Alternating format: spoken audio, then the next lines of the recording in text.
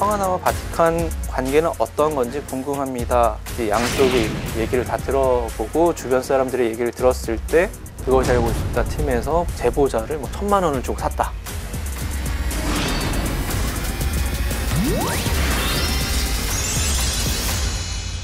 그러니까 이번 방송은 사실 황하나 씨 주변에 있는 인물들이 이제 자살 시도를 하고 이제 황하나 씨 남편이라고 이제 알려져 있던 오 씨가 사망을 하면서 수면 위로 올라왔던 사건이었고요. 작년 이제 12월에 이제 혼인 신고를 해서 법적으로 부부 관계에 있는 오 씨가 이제 사망을 하는 사건이 있었고, 그 일주일 전에 이들의 지인인 남 씨가 극단적인 선택을 하는 그런 일이 있었거든요. 1월에 이제 모 언론사에서 황하나 씨와 이제 바티칸 킹덤의 바티칸과의 연관성에 대해서 의혹 제기를 했어요. 전에 박광렬이 이제 운영을 했던 그 텔레그램 마약방 바티칸 킹덤과 황하나 씨의 어떤 연관성에 대해서 한번 취재를 해보자 라는 생각이 들어서 이 방송을 만들기로 했던 거죠.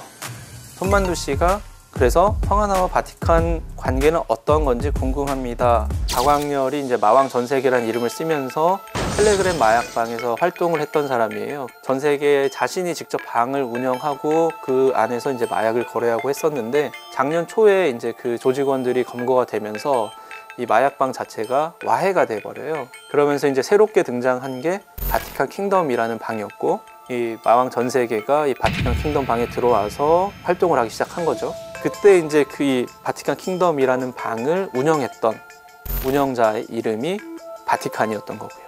이게 지금 이번에 검거된 이 씨가 바로 이 바티칸이라는 이름을 쓰던 당사자다라고 지금 경찰 수사 과정에서는 밝혀진 거예요. 바티칸이라는 이름을 썼던 이 씨와 황하나 씨 양쪽의 얘기를 다 들어보고 주변 사람들의 얘기를 들었을 때, 그러니까 황 씨와 이 바티칸이 그 전부터 알고 있던 사이는 아닌 걸로 저희도 확인이 됐어요. 남 씨가 바티칸이 가지고 있던 물건을 절도를 했다, 소위 말하면. 그 과정에서 이제 바티칸은 마약 1kg과 현금 1억 원 상당을 잃어버렸었거든요. 그래서 그 물건을 찾는 과정에서 이 남 씨의 소재 파악을 위해서 수소문을 하던 과정에서 오 씨와 황하나 씨를 알게 됐고, 바티칸은 이제 황 씨가 전화를 해서 내가 잃어버린 물건을 찾도록 도와주겠다 라고 이야기를 하면서 처음에 전화가 왔다, 나에게 전화가 왔는데 나중에는 이 물건 관련해서 나를 협박을 했다, 그러니까 황 씨가 나를 협박을 하는 그런 관계였다 라고 이야기를 하는 거고요. 황 씨 같은 경우는 그 바티칸과 통화를 한 거는 맞는데 그 부분에 대해서 뭐 뚜렷하게 왜 통화를 했는지에 대해서는 정확하게 뭐 설명을 하거나 아버지를 통해서 입장을 들은 건 없어요. 근데 다만 확실한 건 바티칸과 황하나가 전화 통화를 한 사이는 맞고 그 전까지 두 사람의 어떤 접점은 없었다. 이게 아마 정확한 것 같아요. 호호 아줌마님께서 황하나가 갑자기 결혼을 하게 된 이유도 궁금하고 황하나 씨가 피해 본 것은 없나요? 라고 여쭤보셨는데요.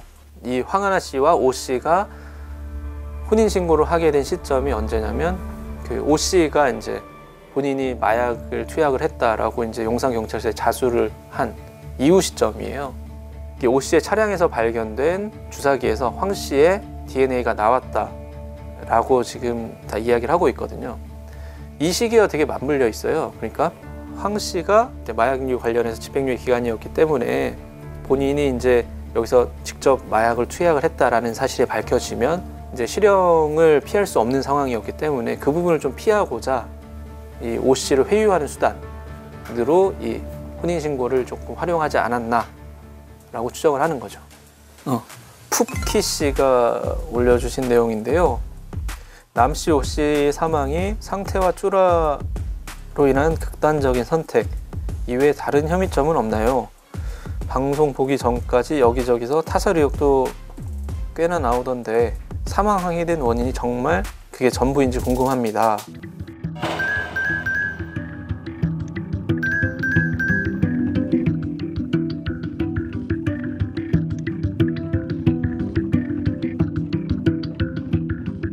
남 씨가 실제로 이제 본인이 극단적인 선택을 하는 그 과정을 휴대전화로 녹화를 해놓은 게 있거든요. 그 과정에서 누군가가 개입을 해서 이 남 씨를 사망케 이르렀다 있다라고 할 만한 정황은 사실 없었어요.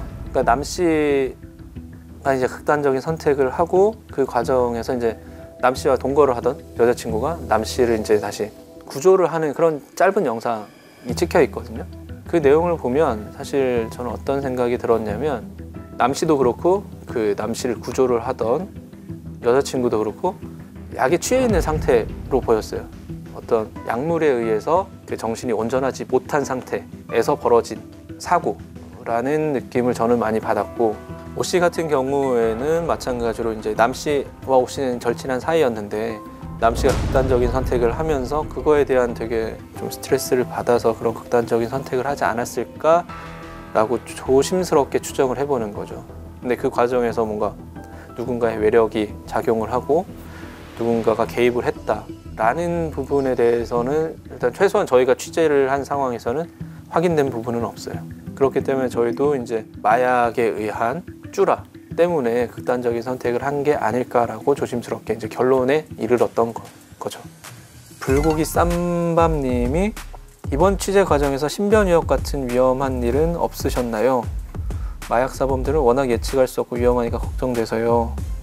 취재 과정에서 신변 위협이라기보다는 어처구니 없는 일들이 좀 있었는데 그런 내용이 지금 SNS 상에 돌고 있나 봐요. 뭐 그것이 알고 싶다 팀에서 본인들이 원하는 취재 방향으로 방송을 제작하기 위해서 제보자를 뭐 1,000만 원을 주고 샀다라는 얘기가 있어요.